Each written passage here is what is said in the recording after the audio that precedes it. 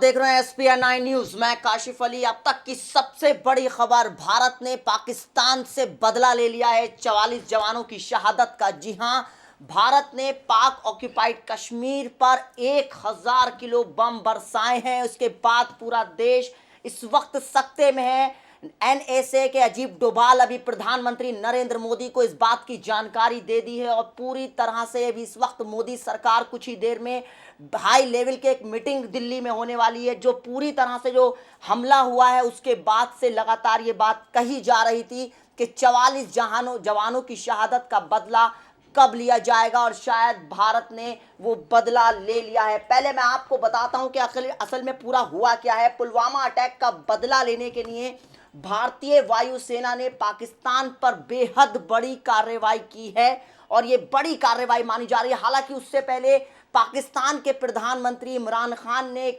कहा था press conference करके कि अगर भारत किसी भी तरीके का हमला करेगा तो वो रिटेलिएट करने के लिए पूरी तरह से तैयार है। और अब देखना होगा कि भारत के इस हमले का क्या होता है एक्शन।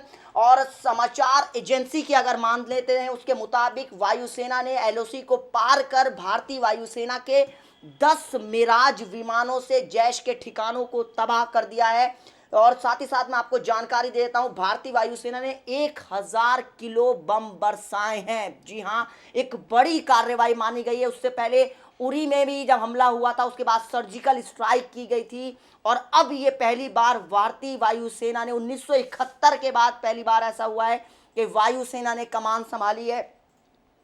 पुलवामा हमले के बाद प्रधानमंत्री मोदी ने कहा था कि सेना को भी किसी तरह की कार्रवाई करने की पूरी छूट दी गई है। यानी वो जो सेना को छूट दी गई थी, लगातार प्रधानमंत्री नरेंद्र मोदी हर मंच से ये बात को कह रहे थे कि बदला ज़रूर लिया जाएगा और जवाब ज़रूर दिया जाएगा। और शायद वही हुआ कि भारत ने पाकिस्तान को एक करारा जवाब दिया है और जो हमला किया है वो वाकई में बेहद भारत को दुनिया के सामने दर्शा रहा है कि भारत कहीं झुकने वाला नहीं है। और भारत की जो शक्ति है, जो 26 जनवरी को जो भारतीय वायुसेना की शक्ति का प्रदर्शन इंडिया गेट पे हुआ था और शायद आज वही 26 जनवरी का जो प्रदर्शन किया गया था, आज वो भारत ने पाकिस्तान को दिखा दिया है। वहीं पाकिस्तान की ओर से भारतीय वायुसेना के लड़ाकू विमानों ने एलओसी क्रॉस करने का दावा किया था। पाकिस्तानी सेना के प्रवक्ता मेजर जनरल आसिफ गफूर की ओर से बात कही गई है कि इस एक्शन का जवाब दिया है। हालांकि पाकिस्तान के इस बयान से भारतीय सेना के एक्शन की पुष्टि हो जाती है। यानी यह साफ तौर पर कहा जा सकता है कि भारत ने हमला किया है। और साथ ही साथ मैं आपको जानकारी दे देता हूं कि प्रधानमंत्री नरेंद्र मोदी को इस बात की जानकारी दे दी गई है। अजीब डोभाल जो राष्ट्रीय सुरक्षा सलाहकार हैं, उन्होंने प्रधानमंत्री नरेंद्र मोदी को इस बात से अवगत करा दिया है। पूरे देश में इस वक्त सख्ते में है, हाई लेवल की मीटिंग होने वाली है दिल्ली में। तो जाहिर सी बात है कि पाकिस्तान ऑक्यूपाइड कश्मीर पर यह हमला हुआ है भारतीय वायुसेना द्वारा। और साथ ही साथ बताया ही जा रहा है कि पाकिस्तान के बालाकोट में भारतीय वायुसेना की ओर से यह एक्शन लिया गया है। बालाकोट पाकिस्तान के एबटाबाद के पास स्थित है।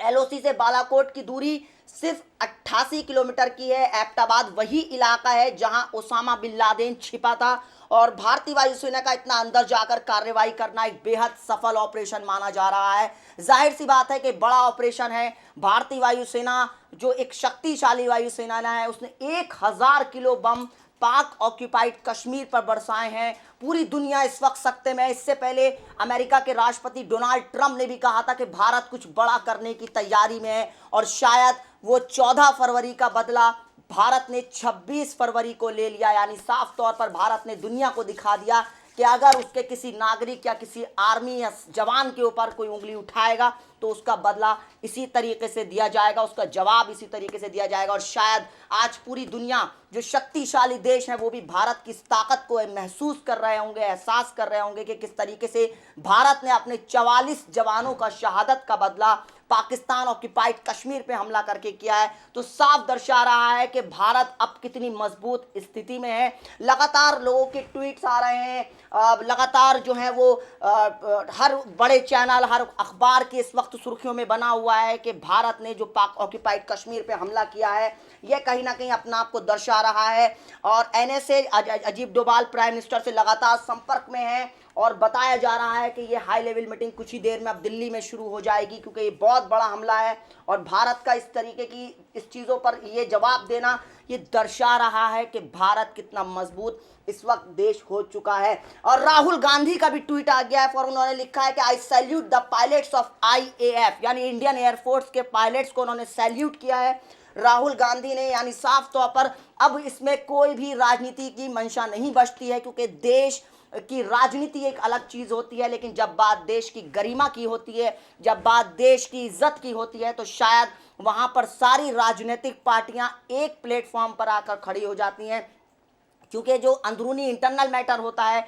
वो राजनीतिक पार्टियों का होता है, तो जाहिर सी बात है। लेकिन फिलहाल राहुल गांधी का ये ट्वीट दर्शा रहा है कि राहुल गांधी ने IAF के जो पायलट्स हैं उनको सैल्यूट किया है फौरन। अभी राहुल गांधी का 5 मिनट पहले का मैं आपको ट्वीट दिखा रहा हूँ, तो उसके बाद हम देख लेते हैं। और लगातार लोगों के ट्वीट्स आ रहे हैं, लगातार लोग अपनी प्रतिक्रिया जाहिर कर रहे हैं, और जिसके बाद से लग रहा है कि अब पाकिस्तान बहुत ज़्यादा दबाव में है। लगातार इस चीज़ को कहा जा रहा है कि अब पाकिस्तान आगे की क्या रणनीति करेगा। फिलहाल तो भारत बहुत ज़्यादा मजबूत स्थिति में है, और जिस तरीके से भारत ने अपने आप को दिखा दिया है कि अब वो दुनिया के किसी देश से डरने वाला नहीं है, क्योंकि भारतीय वायुसेना का 1000 किलो बम बरसाना पाक ऑक्यूपाइड कश्मीर में, शायद ये 1971 के बाद पहली बार ऐसा हुआ है।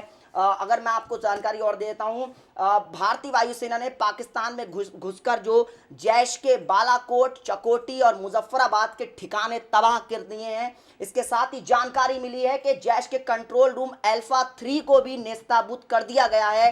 कल ही पाकिस्तान के आर्मी चीफ जनरल कमर बाजवा ने पाकिस्तानी वायुसेना के हेडक्वार्टर पर दौरा किया था, और बाजवा ने पाक के वायुसेना प्रमुख मुजाहिद अनवर अहमद से संभावित एक्शन को लेकर बात की थी। और साथ ही साथ इस तरीके की जो खबरें आ रही हैं वो पूरा देश इस वक्त देख रहा है। 12 मिराज ने 21 ठिकानों पर हमले किए हैं पाक ऑक्यूपाइड पर, 3 आतंकवादी संगठनों के कैंप पर हमले हुए हैं, और जो बड़े बड़े जो पूरी दुनिया ने जिनको बैन कर रखा है आतंकवादी संगठनों को, उन पर हमले किए हैं भारतीय वायुसेना ने। तो दर्शा रहा है कि अब भारत ने अपने 14 फरवरी का बदला 26 फरवरी की रात को, जब 3:30 बजे पूरा देश सो रहा था, उस वक्त हमारे वायुसेना के जवान बदला ले रहे थे और पाक ऑक्यूपाइड कश्मीर पर बम बरसा रहे थे। और शायद आज पूरा देश का सीना जो है वो गर्व से ऊंचा होगा और सर ऊंचा होगा कि कैसे हमारे जवानों ने, भारत के जवानों ने कैसे पाकिस्तान को मुंह की खा दी है और किस तरीके से धूल चटा दी है। क्योंकि जाहिर सी बात है कि ये भारत के लिए 14 फरवरी का जो हमला था वो पूरा झकझोर के रख दिया था कि आखिर 44 जवान शहीद हुए थे, और उसके बाद ये अब पूरी तरह से दर्शा रहा है। अब थोड़ा सा अब देखना ये होगा, क्योंकि अभी खबरें ये आ रही हैं कि अब सेना और वायुसेना मिलकर एक प्रेस कॉन्फ्रेंस कर सकती है। अभी हो सकता है कि प्रधानमंत्री नरेंद्र मोदी, गृह मंत्री राजनाथ सिंह एक हाई लेवल मीटिंग कर सकते हैं। लगातार जो है वो अजीब डोभाल प्रधानमंत्री नरेंद्र मोदी से संपर्क में है। तो ये चीज़ें दर्शा रही हैं कि भारत कितने तेज़ी से अपने आप को संभाले हुए है। अभी फ़िलहाल देश के लोगों को अभी थोड़ा सा लोग अपने ऑफिस की तरफ जा रहे हैं। अभी लोगों को शायद मालूम नहीं है, क्योंकि अभी आधा घंटा पहले ही खबरों पे ये चीज़ें आनी शुरू हुई हैं। ANI ने इस बात की पुष्टि की है, तो अभी शायद देश के लोगों को मालूम नहीं है, हल्के हल्के लोगों को मालूम चल रहा है कि भारत ने पाक ऑक्यूपाइड कश्मीर पर हमला कर दिया है। तो इस तरीके से आगे की रणनीति और आगे की कार्रवाई देखना होगा कि किस तरीके से अब भारत की आगे की रणनीति होगी, क्योंकि जाहिर सी बात है कि चुनावी साल है। अब आगे चुनाव 2019 के लोकसभा चुनाव आगे बढ़ाए जाएंगे या अपने तय वक्त के मुताबिक होंगे, ये तो अब आने वाला वक्त बताएगा। फिलहाल तो